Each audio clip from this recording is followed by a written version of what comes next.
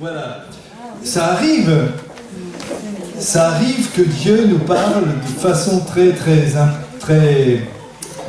intense, mais ce matin, ça a été plus que d'habitude. Je voudrais vous parler de l'enlèvement de l'Église de Jésus-Christ, donc du retour de Jésus. Amen. Alléluia. Et ce matin, ça a commencé par les méditations quotidiennes. On parle du retour de Jésus. Il y a des frères, des sœurs qui en ont parlé dans leurs prières et dans leurs louanges. Merci Seigneur. Notre frère Emery, quand il a introduit la Sainte Seine, eh bien, il parlait du retour de Jésus. Je me suis dit, ça y est, ils vont tous me prendre ma prédication. Sniff. Mais où je pourrais prendre tout simplement la place pour dire Amen. Tout a été dit. Mais c'est le même esprit, absolument. Et le Seigneur, il confirme que c'est bel et bien le message qu'il veut nous adresser ce matin. Seigneur, nous te remercions, nous te bénissons, parce que tu es présent parmi nous, parce que, Seigneur, tu veux encore t'exprimer, nous enseigner, Seigneur notre Dieu, et nous te remercions de nous élargir le cœur, Seigneur, et de nous rendre souples devant toi par l'Esprit Saint. Merci, Éternel notre Dieu, parce que tu es toujours prêt à nous soutenir et à nous ramener à ton cœur. À toi la louange et la gloire dans le précieux nom de Jésus. Amen. Amen. Je vous propose que nous lisions ce passage dans la première épître aux Thessaloniciens, chapitre 4. Première épître aux Thessaloniciens, chapitre 4, à partir du verset 13. 1 Thessaloniciens 4, 13.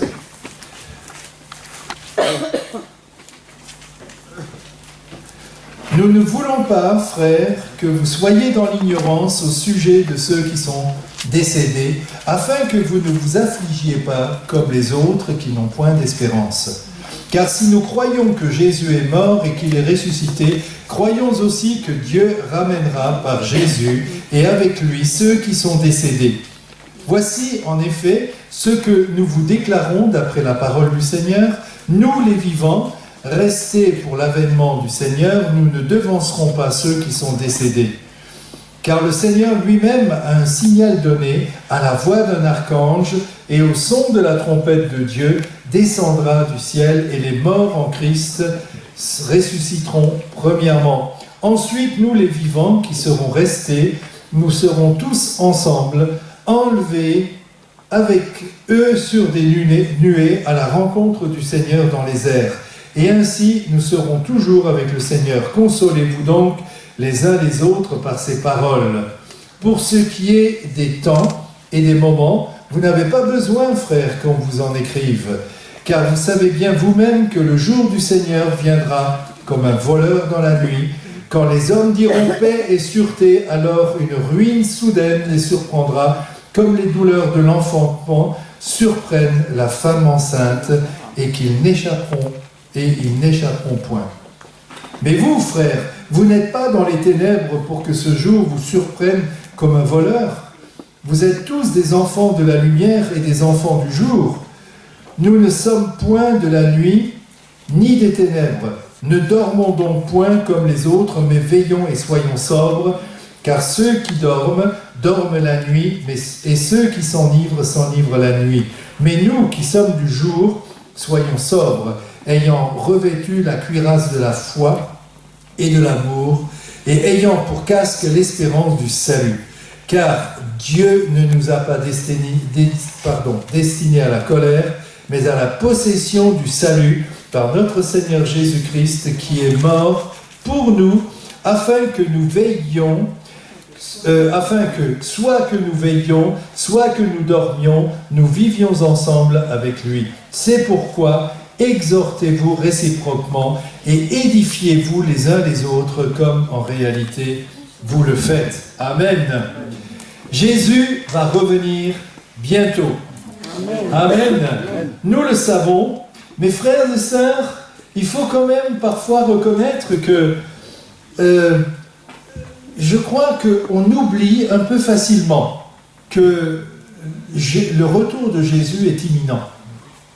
Parce que je crois que si nous vivions dans cette pensée et dans cette espérance imminente, eh bien, nous ne ferions certainement pas certaines bêtises que nous faisons. Qu'est-ce que vous en pensez? Amen. Oui. Imaginez un peu, un couple est en train de se disputer. Et à ce moment précis, le Seigneur revient. Est-ce que ce couple va partir? Ou est-ce que la parole de Jésus, où il dit d'un couple, une personne sera enlevée, l'autre laissée. Triste, non? C'est pour ça, faisons attention. Faisons attention à nos réactions, frères et sœurs. Faisons attention à ce que nous pourrions exprimer par notre bouche. Alors on dit bien, oui, mais mes paroles ont dépassé ma pensée. Oui, mais le Seigneur, lui, il dit, c'est de l'abondance du cœur que ta bouche parle. Amen. Donc, faisons attention. Jésus va revenir bientôt, nous le savons, mais faisons bien attention de ne pas tomber dans le piège décrit d'ailleurs dans 2 Pierre, chapitre 3. Je vous propose de prendre aussi ce passage. 2 Pierre au chapitre 3, où il est question du retour du Seigneur. Chapitre 3, à partir du verset 3. Sachez avant tout que dans les derniers jours, il viendra des moqueurs, avec leur raillerie et marchant selon leur propre convoitise. Ils disent, mais où est donc la promesse de son avènement? Car depuis que les pères sont morts, tout demeure comme dès le commencement de la création. Ils veulent ignorer en effet que des cieux existèrent autrefois par la parole de Dieu, ainsi qu'une terre tirée de l'eau est formée au moyen de l'eau, et que par ces choses, le monde d'alors périt, submergé par l'eau. Mais par la même parole, les cieux et la terre d'à présent sont gardés et réservés pour le feu, pour le jour du jugement et de la ruine des hommes impies. Mais il est une chose, bien-aimés, que vous ne devez pas ignorer, c'est que devant le Seigneur, un jour est comme 1000 ans, et 1000 ans sont comme un jour. Le Seigneur ne tarde pas dans l'accomplissement de la promesse, comme quelques-uns le croient, mais il use de patience envers vous, ne voulant pas qu'aucun périsse, mais voulant que tous arrivent à la repentance. Le jour du Seigneur viendra comme un voleur. En ce jour, les cieux passeront avec fracas, les éléments embrasés se dissoudront, et la terre, avec ses œuvres qu'elle renferme, sera consumée. Puisque tout cela est en voie de dissolution, combien votre conduite et votre piété doivent être saintes. Attendez et hâtez l'avènement du jour de Dieu. Amen. Amen. Que nous fassions attention à notre sanctification. Pour nous qui sommes du jour, comme dit la Bible, nous savons que le Seigneur ne tarde pas dans l'accomplissement de sa promesse, mais que sa patience est également notre salut et celui de ceux qui ont tardé jusqu'à présent. Amen. Lors de ce jour glorieux, nous serons tous enlevés dans les airs, unis avec Christ. Nous serons comme lui et nous serons visiblement unis à lui dans un corps glorieux, un corps immortel. Parce que la parole de Dieu nous dit aussi, dans 1 Corinthiens chapitre 15, je vous propose de prendre aussi ce passage, la première épître aux Corinthiens chapitre 15, à partir du verset 50.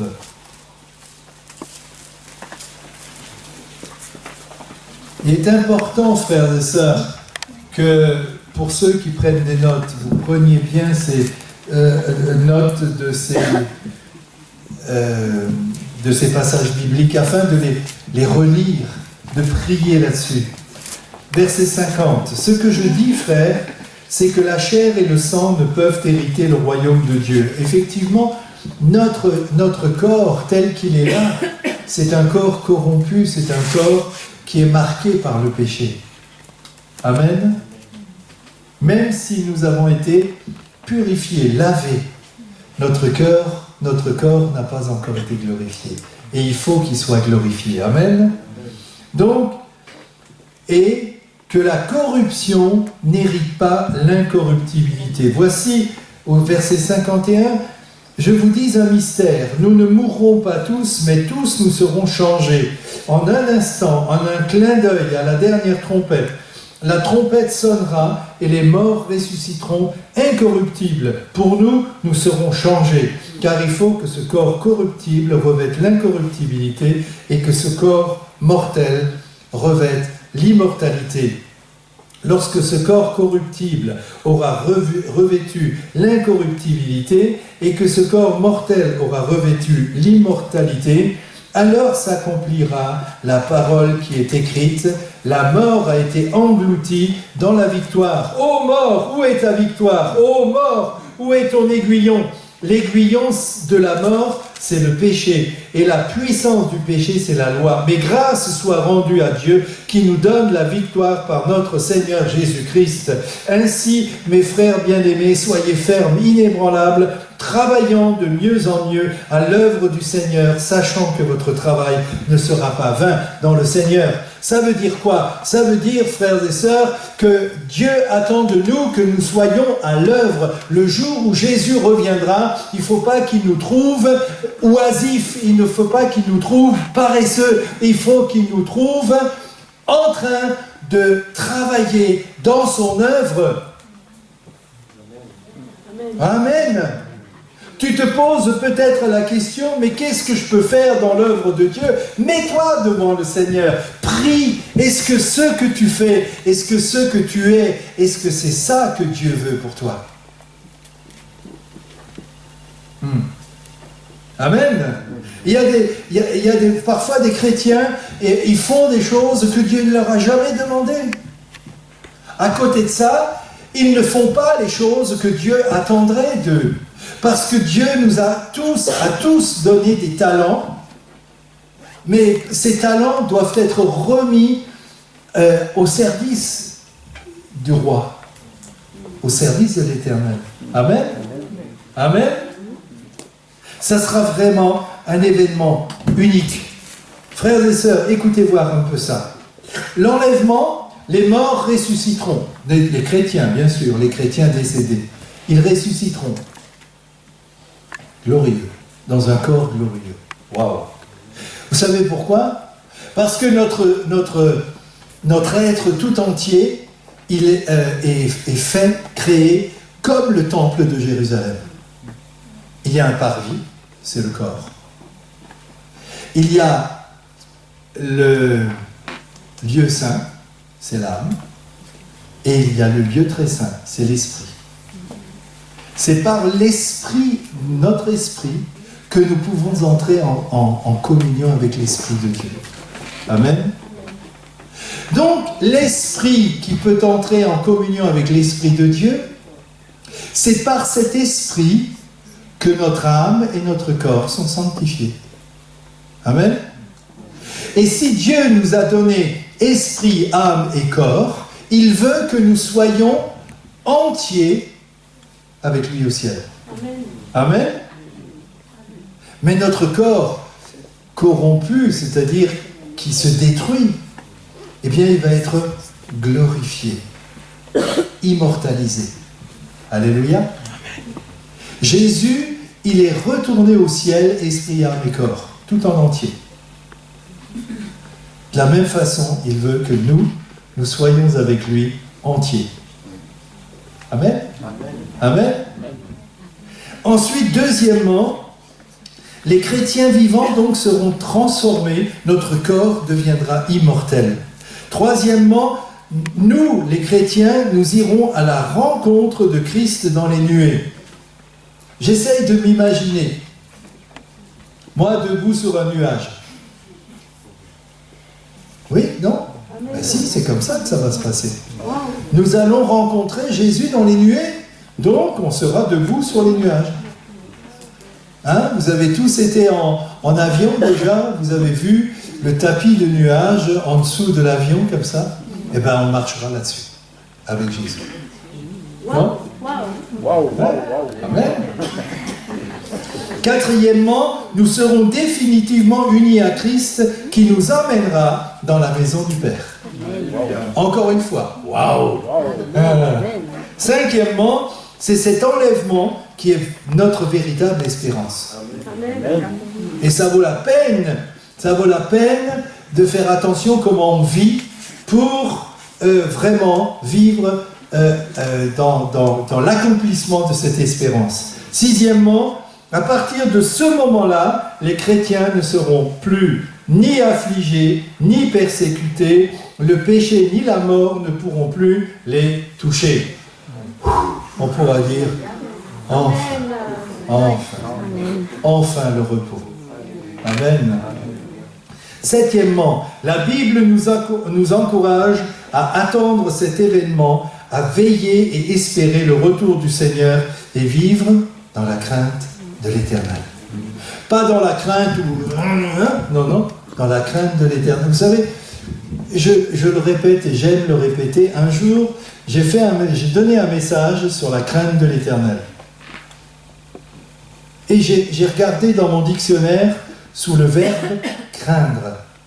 Et le verbe craindre, entre autres, voulait dire, selon le dictionnaire, être sensible à quelqu'un. Craindre quelqu'un, c'est être sensible à quelqu'un. Craindre Dieu, ça veut dire être sensible à Dieu de manière à ne rien faire qui puisse le blesser ou lui déplaire. Amen. Moi, je suis dans cette crainte. Ça ne m'empêche pas de faire de temps en temps des dérapages, mais bon. Frères et sœurs, huitièmement, ceux qui seront trouvés infidèles aux commandements prescrits par le Seigneur Jésus risquent de ne pas être enlevés. Il faut que nous le sachions aussi. Neuvièmement, après l'enlèvement, commencera le jour du Seigneur. Ou si vous voulez, l'enlèvement, ce sera le top de départ du jour du Seigneur décrit dans l'Apocalypse, entre autres. Il y aura de la détresse et du chamboulement sur la terre. Le Seigneur reviendra ensuite pour détruire les impies et enfin établir son règne sur la terre avec ses disciples. Amen. Amen. Amen. Quant aux signes annonciateurs de cet événement unique, notre Seigneur Jésus nous en décrit un certain nombre qui nous permettent de savoir dans quel temps nous sommes actuellement par rapport à l'imminence de l'enlèvement et du retour de Jésus. En voici quelques-uns, décrits dans Matthieu chapitre 24. Je vous propose et je vous recommande de relire Matthieu 24. On ne va pas le prendre maintenant, mais je vais vous dire, Jésus nous donne des éléments qui sont autant de signes annonciateurs de son proche retour. Il y aura des faux Christ. Le Seigneur commence, Matthieu 24, il dit « Ne vous laissez pas séduire. En aucune manière. » Déjà, premièrement. Parce que la séduction, on y reviendra, mais la séduction, c'est quelque chose de très pernicieux utilisé par le malin. Actuellement, nous pouvons voir, même dans l'Église de Jésus-Christ, des choses qui se passent, et puis il y a des gens qui sont là presque en adoration devant des hommes, qui prêchent des choses qui ont... Moi j'appelle ça les messages Canada Dry. Ça ressemble au message de Jésus, mais ce n'est pas le message de Jésus. Le diable est un imitateur, un habile imitateur. C'est à nous, frères et sœurs, avec pas la complicité, quelque chose de plus fort, avec le Saint-Esprit. La communion, pas la complicité. non plus. Enfin bon, bref, d'être vraiment en parfaite harmonie avec le Saint-Esprit pour que... Pardon ? En fusion, pourquoi pas, oui. Avec le Saint-Esprit pour avoir le discernement nécessaire pour que nous puissions voir ce qui vient de Dieu et ce qui ne vient pas de Dieu. Frères et sœurs, nous avons une responsabilité dans cela. Amen. C'est-à-dire de ne pas nous laisser détourner de la foi en Christ, de la vraie foi en Christ. Vous savez, il y a des faux Christ. Justement, ça c'est le deuxième point où le Seigneur il dit il y aura des faux Christ. Et même, rien qu'en France, il y en a eu un certain nombre déjà, des faux Christ. Il y a eu le Christ de Montfavet, ça date des années 60-70. Vous avez eu le mandarum qui a promis l'éternité à tous ceux qui le suivaient. Lui-même, il est décédé il y a 3-4 ans. Hein? Gilbert Bourdin, à Castellane. Hein? Ensuite, il y a le dirigeant des Raéliens, je ne me souviens plus de son nom, mais les Raéliens, il a fondé les Raéliens, alors que c'est un homme qui commet impureté sexuelle sur impureté sexuelle. Voilà, il a su séduire de jeunes femmes simplement pour les avoir dans son lit, et elle se trouve honorée de ça. Voilà. D'autres ermites ou de saints hommes idolâtres parcourent le monde entier.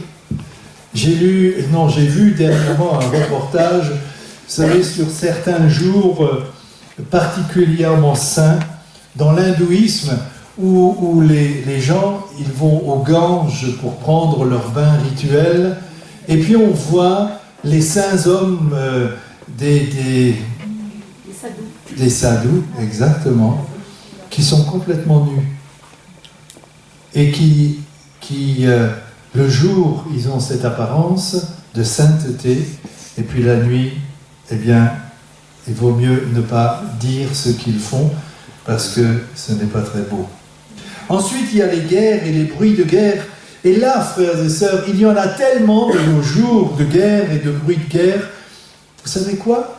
Il y a un danger. On ne les relève même plus.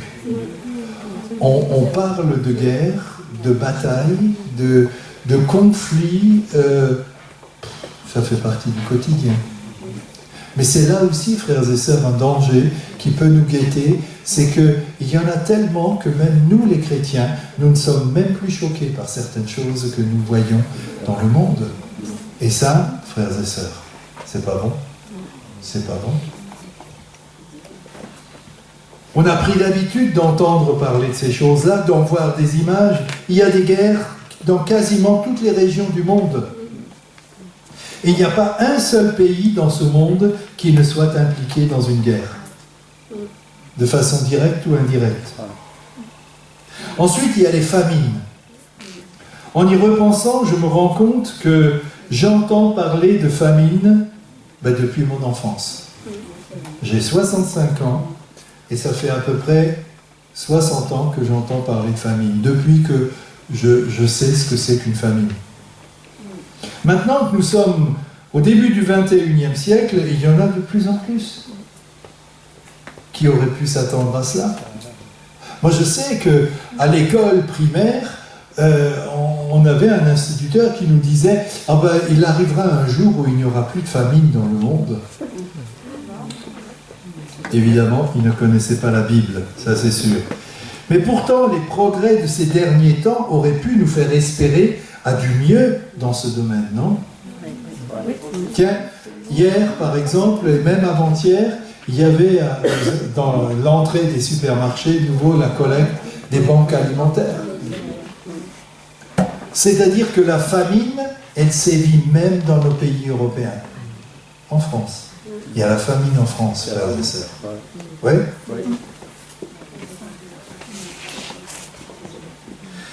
Les diverses famines constatées depuis plusieurs décennies ont toutes une origine politique à cause de la corruption des pouvoirs politiques, des pouvoirs publics. Jésus, qui connaît le cœur de l'homme, il savait déjà ça il y a 2000 ans. Ensuite, il y a les tremblements de terre. Mes frères et sœurs, vous voyez, vous dites peut-être, mais attends, qu'est-ce qu'il raconte le pasteur? Mais on sait tout ça. Mais est-ce que ça vous fait penser au retour de Jésus quand vous entendez parler d'un tremblement de terre?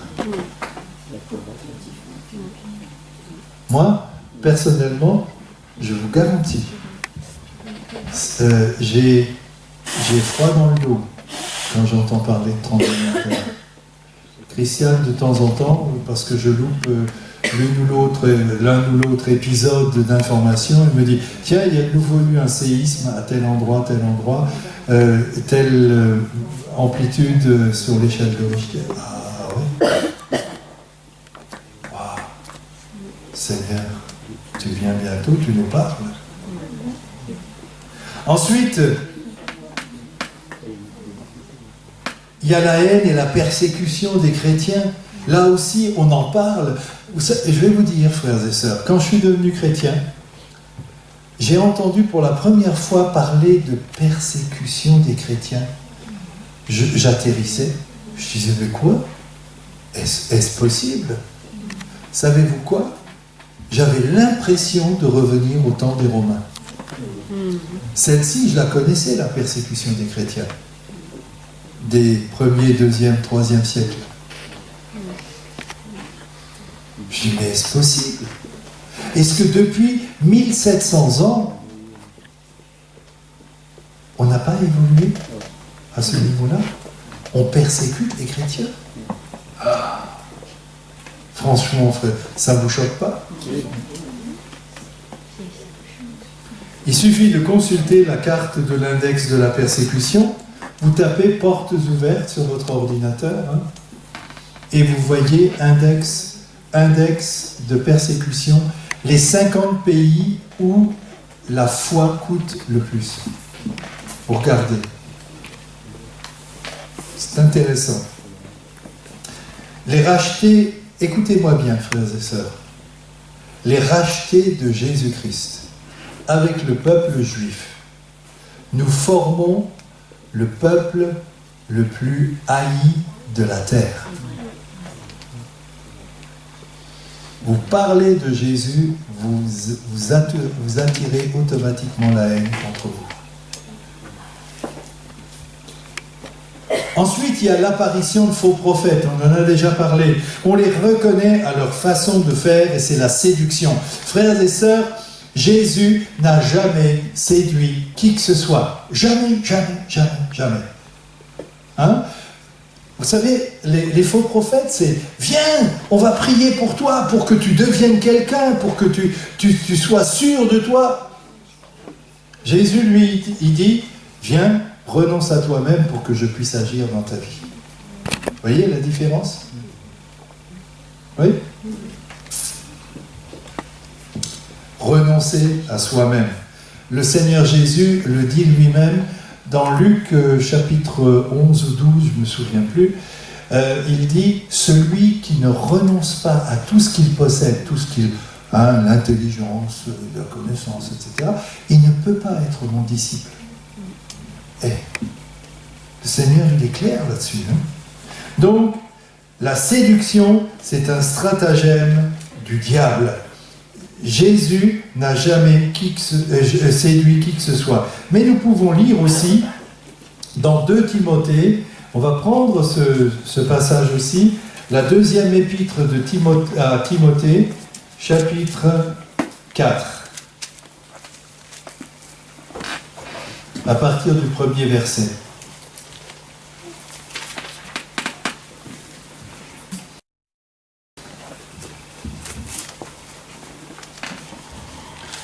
2 Timothée, chapitre 4, 1er verset, où il est écrit, et là, frères et sœurs, c'est une parole qui s'adresse à nous tous. Je t'en conjure devant Dieu et devant Jésus-Christ, qui doit juger les vivants et les morts, et au nom de son avènement, tiens encore de son avènement, hein, et de son royaume, prêche la parole, insiste en toute occasion, favorable ou non, reprend, censure, exhorte avec toute douceur et en instruisant. Car il viendra un temps où les hommes ne supporteront pas la saine doctrine, mais ayant la démangeaison d'entendre des choses agréables, ils se donneront une foule de docteurs selon leurs propres désirs, détourneront l'oreille de la vérité et se tourneront vers les fables. Mais toi, sois sobre en toutes choses, supporte les souffrances, fais l'œuvre d'un évangéliste, remplis bien ton ministère. Voilà, frères et sœurs. Nous n'avons pas à nous taire. Jamais. Lorsque Jésus est entré dans Jérusalem sur son ânon, eh bien tout le monde a crié « Hosanna ! Béni soit celui qui vient au nom du Seigneur. Alléluia !» Et puis les Juifs, ils lui ont dit « Mais fais-les taire. Fais taire le peuple. » Il a dit « Si je les fais taire, ce sont les pierres qui crieront. » C'est-à-dire que toute la création de Dieu honore le ressuscité. Amen. Amen. La chaise sur laquelle nous sommes assis, frères et sœurs, honore l'Éternel. C'est la création de Dieu. Amen. Amen. Ensuite, le Seigneur Jésus, dans Matthieu 24, il parle aussi du refroidissement de l'amour du plus grand nombre. L'amour, en général, c'est refroidi, ça, on le constate, on n'a pas besoin de sortir de Saint-Cyr pour constater cela. Ça s'est refroidi dans bien des domaines. Mais le plus important, c'est que les chrétiens ont perdu cet amour à cause de la réticence des gens à qui on annonce l'évangile. Et ça, c'est mauvais. Et c'est injustifiable devant Dieu.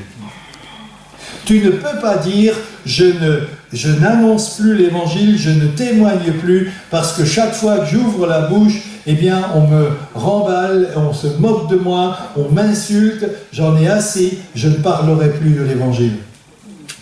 Jésus dit, tu as tort, parce que il le dit, Matthieu chapitre 28, versets 19 et 20, allez prêcher la bonne nouvelle à toute la création. Faites des disciples de toutes les nations en les baptisant au nom du Père, du Fils, et enseignez-leur au nom du Père, du Fils et du Saint-Esprit, et enseignez-leur tout ce que je vous ai prescrit, à l'observer. Amen. Ce genre de comportement ou de prise de position de la part des chrétiens ne tient pas devant le Seigneur. Et nous pouvons lire, puisque nous sommes dans Timothée, chapitre 1er, verset 7, 2 Timothée, chapitre 1er, verset 7.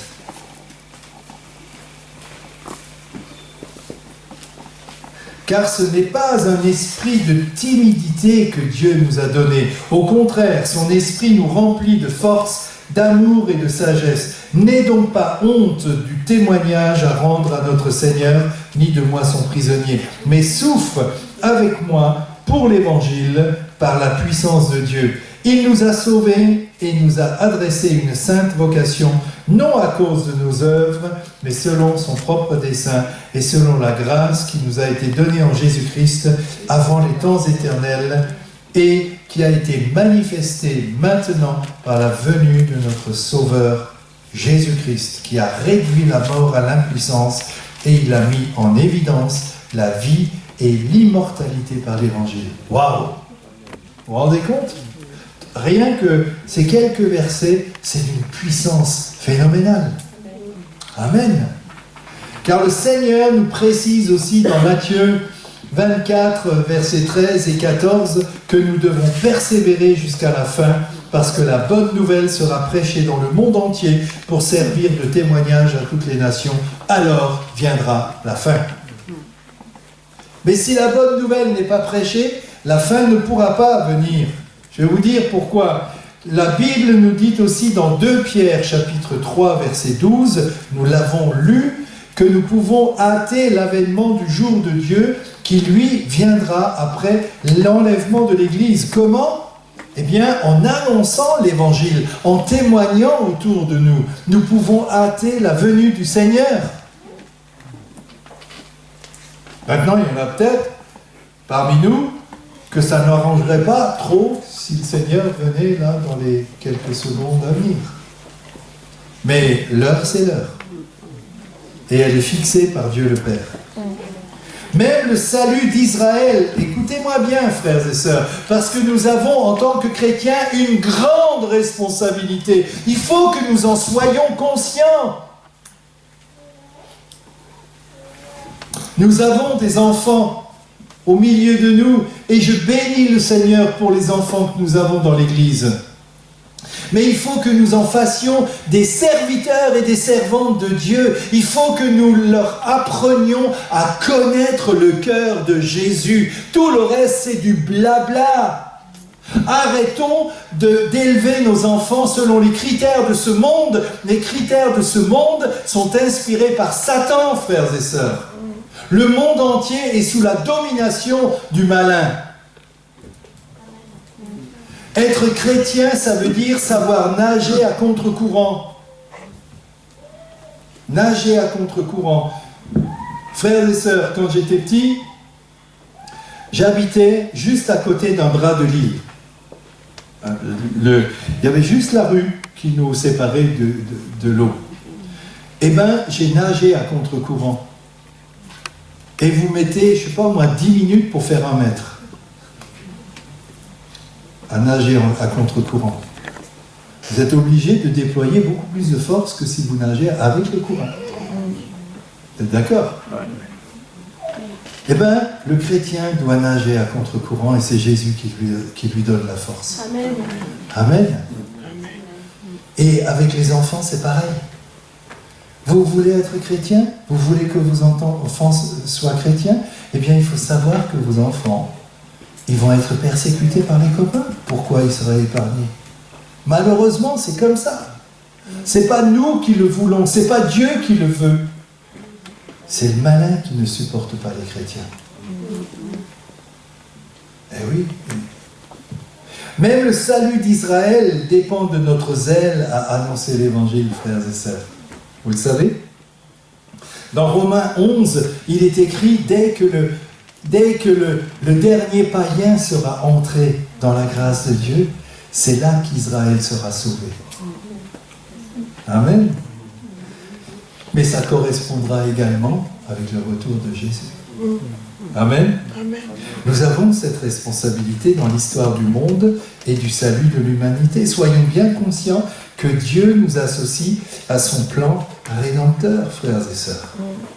On peut encore avoir d'autres précisions concernant les temps de la fin dans Marc 13, dans Luc 17 et dans Luc 21. Toutes ces indications bibliques, frères et sœurs, peuvent inspirer de la crainte au sujet de l'enlèvement, mais relisons 1 Thessaloniciens chapitre 5, enfin ce que nous avons lu en introduction. Ces promesses sont pour nous à condition que nous veillions d'abord à notre consécration, à notre sanctification, puis à veiller les uns sur les autres pour nous exhorter à la sainteté, pour nous exciter à l'amour et aux bonnes œuvres, comme c'est écrit dans Hébreux chapitre 10, verset 24. Nous sommes enfants de lumière, frères et sœurs, et il faut que cette lumière soit vue en nous. Nous ne pouvons prendre part aux œuvres infructueuses des ténèbres. Le Seigneur nous dit dans sa parole, nous devons même les dénoncer. Si nous restons attachés à Jésus, sa lumière nous enseignera. Il est écrit dans 1 Jean chapitre 2, verset 27, que son onction nous enseignera. Amen. Alors, frères et sœurs, gardons nos cœurs et nos yeux ouverts. Appliquons ce que le Seigneur Jésus nous dit dans Matthieu chapitre 25, verset 13. Il nous dit, veillez et priez. L'esprit est bien disposé, dit le Seigneur, mais la chair est faible. Et chapitre 26, verset 41, le Seigneur dit, il faut que nous veillions, que nous prions, parce que nous ne savons pas à quel moment le Seigneur va venir. Soyons comme Jésus nous veut, soyons là où il nous veut, et mettons en œuvre le salut qu'il nous a obtenu à la croix du Calvaire, à si grand prix, au prix de sa vie. nous ne pouvons plus que dire merci Seigneur Jésus pour l'espérance que nous avons par ta grâce. Amen. N'oublions pas, Jésus revient bientôt, soyons vigilants. Amen, que Dieu vous bénisse. Alléluia, merci Seigneur. Nous te bénissons, nous te louons pour toutes ces mises en garde, Seigneur, que tu nous adresses. Seigneur, c'est vrai que c'est un grand privilège de savoir qu'un jour, nous allons être rassemblés avec toi dans les nuées, dans les airs, Seigneur, et que c'est toi-même, Seigneur Jésus, qui nous amènera dans la maison du Papa. Nous te bénissons, nous te louons. Seigneur, grave toutes ces choses, Seigneur, et dans notre cœur, et dans notre mémoire, que nous ne perdions jamais de vue, que tu nous veux sanctifier et consacrer à ta gloire. Merci Seigneur Jésus. Amen. Alléluia. Amen.